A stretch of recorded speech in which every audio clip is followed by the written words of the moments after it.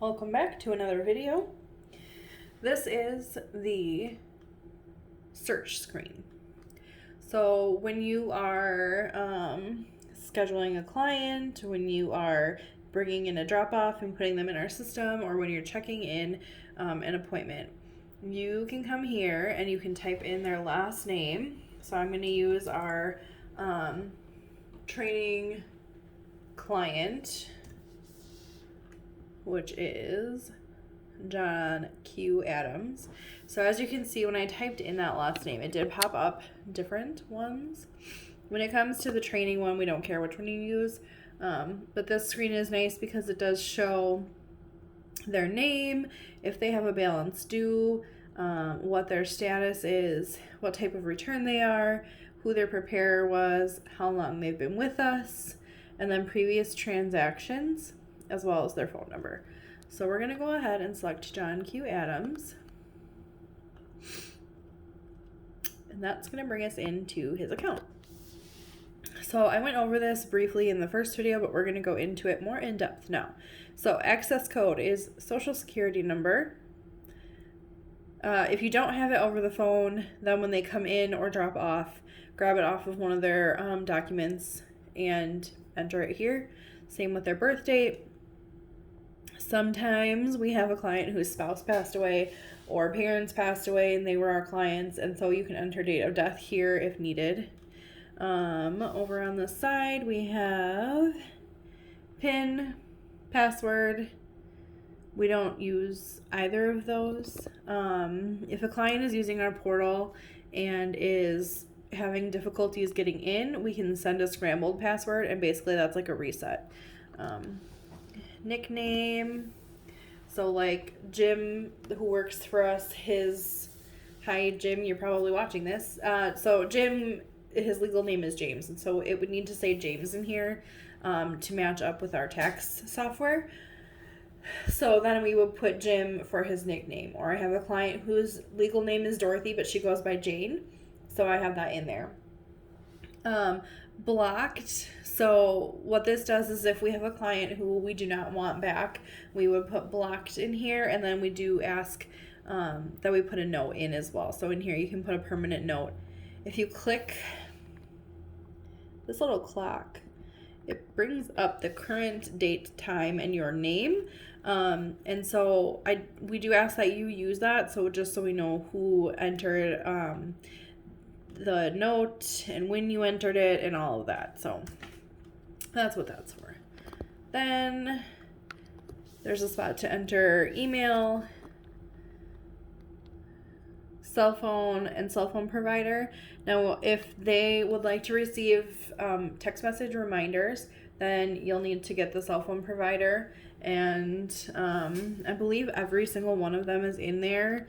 AT&T, Cellcom, Boost, Singular, Cricket, Sprint, T-Mobile, US Cellular, Verizon. All of them should be there. And then spouse's info, same as the taxpayer, with social security number, birth date, name, nickname, email if they have one. Then their addresses. So this is the White House's address for John Adams. So address including city, state, and zip. And then if they have a secondary address, you can put it in there, but most don't. Same with secondary contact. A good time to use the secondary contact would be if you're entering a dependent. You could put their parent in there for secondary contact, or if the parent is very old and the child is bringing in their information, you can also put their info in there for secondary contact. We're not going to mess with users with access because we all should have access. Again, there's the permanent note section. So in there, like I said in my last video, in here, if they are an ARP client, that's where that note would be, or any other important information. Account information, so the year, these will all have 2021 accounts put in before the beginning of next tax season. Account types are 1040s. Difficulty would be individual returns, referral, prior year customers for most. You can ask them who referred them or how they heard of us, and we have these options on there for that. User is going to be Paul, Emily, or Jim. The time, most clients are 30 minutes, but for Jim, we are scheduling for 45 to start. So just making sure we're putting that in there so that when we're scheduling, we know how much time that they need. And in the permanent note section, there will be some that say that they need an hour or 45 minutes or 2 hours or whatever. Site is WASA. Tax preparation is the business type. Received by, well, if you're checking them in or you are entering their information, it will say your name here. Receive date should be today's date if they're new and you're bringing them in. And then the rest of this doesn't matter. So then you're going to click Save Account. Office events. So this shows us the order, like where they have been previously in the office. So this is really nice. Like if they suddenly end up in e-file ready, but they're not, you can see when they were moved over here. So you can see that like his was marked completed. The created date was 1/7, and it was marked completed by me. Transaction information. So this is where we're going to be entering in their charges and their payments. So you're going to click Add Transaction. And then it brings up this box, and the next video that you watch will be explaining that.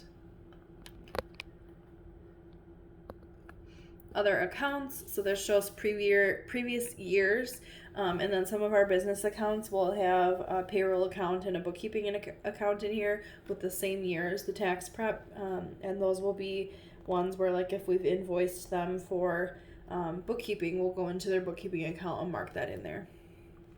And then if there's any tasks or notes assigned, then that would be down in this section. So stay tuned for the next video on adding a transaction.